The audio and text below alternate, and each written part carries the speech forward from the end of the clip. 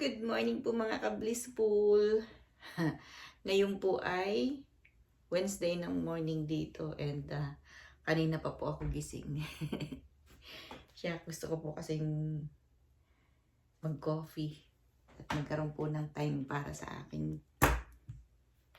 sarili, sa aking pagkakape, mga ka-blissful. Habang tinitingnan ko ang nature dito po sa harap ng bahay. And gusto ko pong makipagkape sa inyo, mga ka-blissful. This is my first coffee. Pero nililimitahan ko na rin po yung pagkakape ko. Iba lang po talaga yung dating sa akin nung 3-in-1 na akin pong na-miss. By the way, nandito po ako sa dining table na inilagay ko po kahapon. And salamat po sa pagsama doon sa pag-assemble ko nitong table na to kasi na-amaze din po ako sa sarili ko dahil nagawa ko siya. And talaga namang pag inilagay mo sa utak mo na kaya mong gawin, magagawa mo. And then, nag-journal na rin po ako for today. And, yes. Ibabahagi ko po sa inyo kung paano po kami tinuruan ng aming mga magulang how to love each other. Siya po kami magkakapatid at nung pong kabataan namin, hindi ko po maisip na nung bata pa kami kung paano kami tinuturuan na maging magalang, maging yung ituring mong mahalin mo yung kapwa mo. And talaga naman po pala na nagsisimula po siya sa inyong tahanan, right? Kasi siya po yung nagiging modelo ng ating buhay. Di po ba? Pero hindi naman po ibig sabihin na galing lang doon sa ating tahanan. Pero talaga pong yun yung pinakang unang school natin, di po ba? Alam niyo po ba na nung kabataan namin, sa dami nga po namin, kung paano kami tatawagin ng nanay namin, kunyari, galit or may gusto siyang sabihin sa amin pero hindi, kunyari, sasabihin niya yung lahat ng pangalan namin bago niya masabi yung gusto niyang tukuying pangalan ng isa sa anak niya. And then, ang nangyayari po, kunyari, sa dami nga po namin, kami po ay, pagka po may nag-away na dalawa, syempre pag nag-aaway, dalawa naman po, di po ba? Kami pong lahat ay papaluin. Papaluin meaning na pagkatapos po namin kumain, di habang kumakain po, nag-aaway-away din kasi, I don't know, maybe dahil po mga bata kami. Mayroong mga pagkakataon po na yung ulam inilalagay namin sa aming ilalim ng aming ng kanin. And then mayroon pong pagkakataon na kami po pagkatapos po namin kumain at mag-usap ganyan, kami po ay nakapila na. Pipila na po kami at isa-isa po kaming padadapain sa kama at papaluin po ng sinturon. Pero hindi po siya as palo at pagka nga po time mo na kunyari papaluin ka na, dadapa ka po and then tatanungin ka ng tatay namin at ilan ang gusto mong palo. Nakakaano po, di ba? Nakakatawa. Ikaw na nga papaluin, ikaw pa ang tatanungin kung ilan ang gusto mong palo. Kunyari po, ako yung nakipag-away or ako yung may kaaway. Tatanungin po niya, ilan ang gusto mong palo? Tapos kunyari po sinabi kong isa. Tapos, okay, sinabi kong, wala po. Tapos, tatanungin ka ulit niya, sasabihin niya, at pag umulit ka pa, ang sasagutin ko naman po ay, isa po, bangon! Gaganon po siya. Pero, that way po, maganda po yung impact sa amin. Kasi, nung pong wala na sila at kami po ay nagtandaan na, mga kablispol, ay ang 57 years old na po at ako po ay pang-anim. Pang-anim po ako sa Siam. Ibig sabihin po, yung pong mga nakakatanda sa akin is mga 60s na po sila, di po ba? 60s na kasi 65, mga 70, mga ganun na po. Ganun na ang ano kasi, pang-anim po ako, 56 na ako. 57, I mean. So, yun po yung isang way kung paano po namin minahal ang isa't isa. Minahal po at iginalang po namin ang isa't isa, mga kablissful. So, ibig po sabihin, ayan, mayroon dami kong napupunta na naman doon sa utak ko. Diba? Na gusto ko pong ibahagi sa inyo, mga kablissful. Kasi, hindi ko man po yun ganun na pangyayari din doon sa aking mga pinalaking mga anak. Pero ang sinasabi po sa akin ng panganay ko is, mabuti daw po at hindi sila nag-aaway-away. Silang tatlo. Ibig sabihin, nagsusuportahan sila or nagagalangan sila sa isa't isa. Then, and ang kasunod ay di yung pong ang tingin po natin sa ating pong mga teacher. Teacher is parang second mom po natin, di po ba? Sana napunta. So, ano pa? Yun, kami pong magkakapatid is alalayan po kami kung sino po ang mayroon at kung sinong nangangailangan, tulungan. Kasi yun yung basic po na nangyari sa aming magkakapatid, na yung hindi namin tinitingnan ng, kumbaga nandun yung pag-ibig. Nandun yung pag-ibig. By the way, pag po nung time po na yun, dahil ako po ay pinakang bunso, kami pong magkambal ay bunso sa babae. Ako po ay sasabihin ko po dun sa kuya ko, kuya, ilagay mo na ako dun sa huhugasan ko na yung pinggan. Kasi akala ko po ako'y, syempre maliit pa po ako noon. Akala ko po ako'y hindi napapaluin. Pero ako po'y papaluin din. Kasama pa rin po ako sa papaluin. Ibig ko pong sabihin, hindi na namin iniisip na mag-away, iniisip na namin magkasundo kasi papaluin nga po pagka may nag-away. So, hindi ko po alam kung saan po nilang strategy yun na nakita, or maybe may narinig silang ganon kaya nila pinasok din yung strategize na yun, how to teach to their kids to, love each other. Kayo po mga kablissful, ano po ang inyong masasabi? Ilan po kayo sa magkakapatid? Kasi yung pong generation natin, marami po sila marami pong mga anak, di po ba? Sabi nga po sometimes pagka may nakakausap po ako, siyam po kami, sasabihin ko ganun. And then yung pong nanay ko, sila po ay 10 magkakapatid.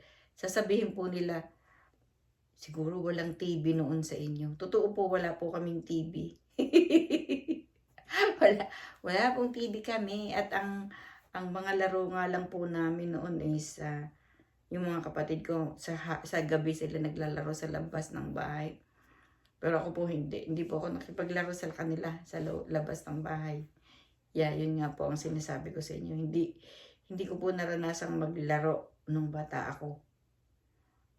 Ako po ay laging busy sa mga gawain ng bahay. At hanggang ngayon po, hindi ko po ginugustong maglaro.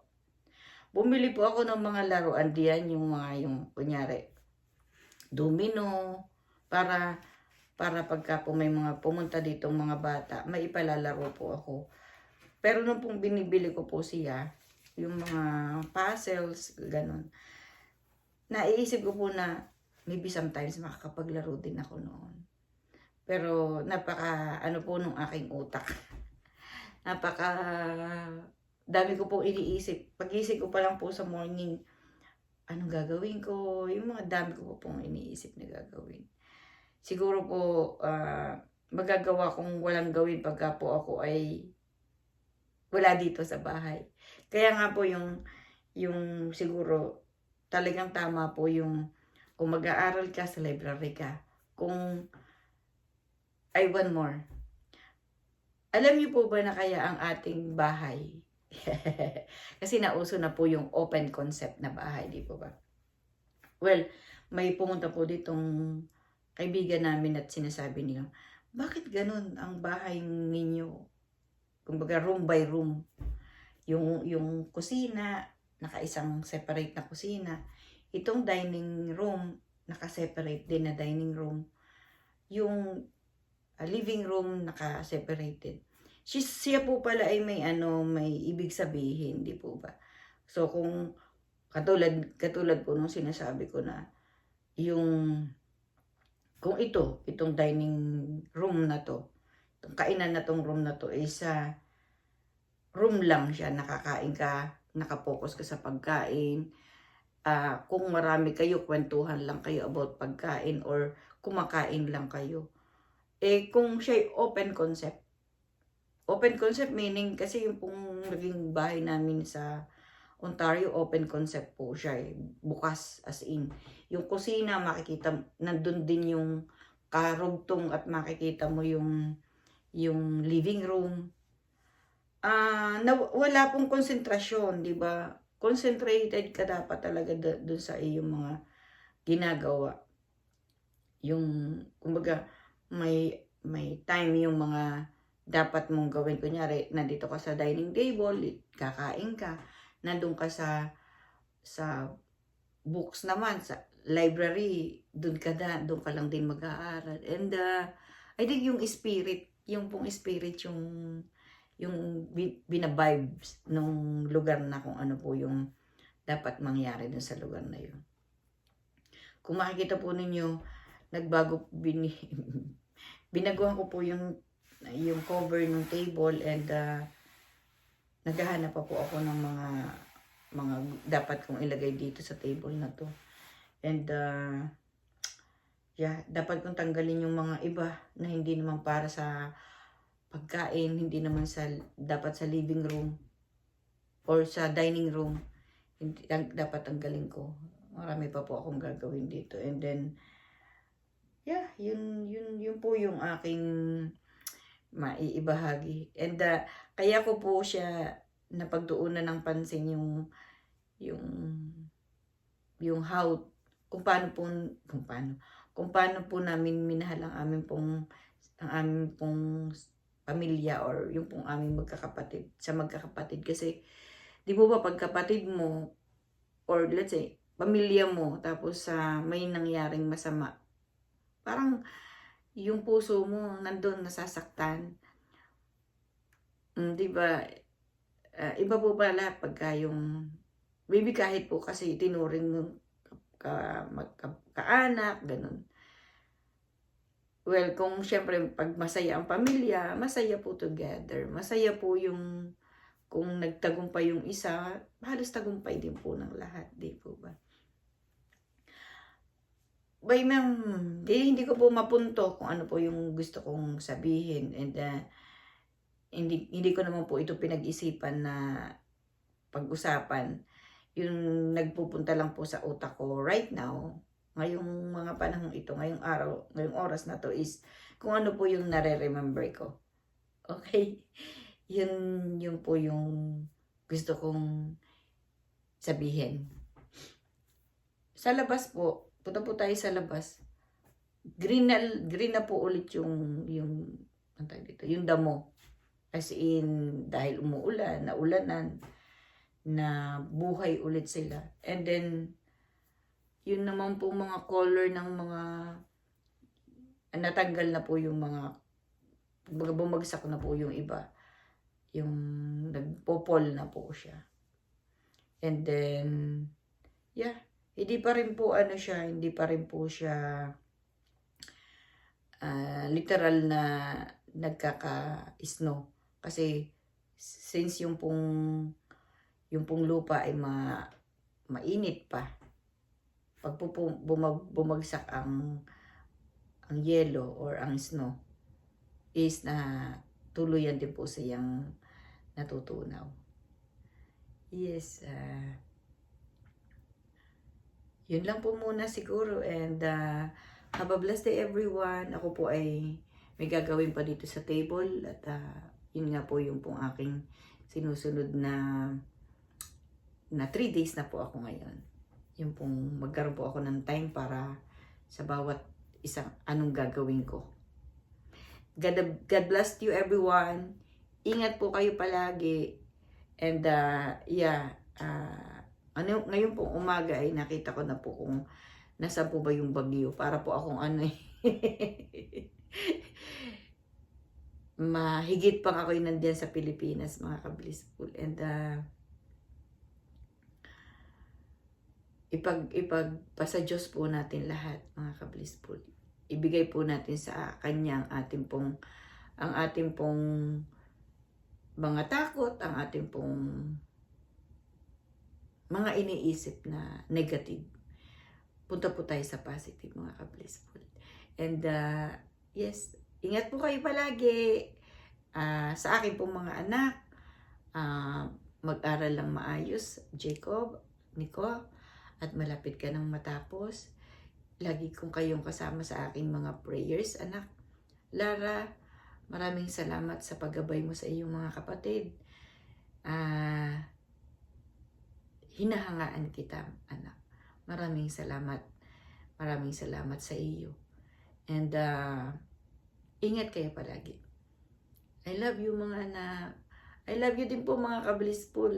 Maraming salamat po sa tuluyan, at matyaga po ninyong pagsubaybay po sa aking mga kwento ng buhay at sa aking po mga experience. Maraming salamat po, and nagpapasalamat po ako talaga dahil ako po ay may kausap na ngayon. Hindi lang po yung aking mga anak, hindi lang po yung aking mga kapatid, at kayo po mga ka-blissful. Maraming salamat po sa inyo. God bless you everyone. Bye for today. God bless.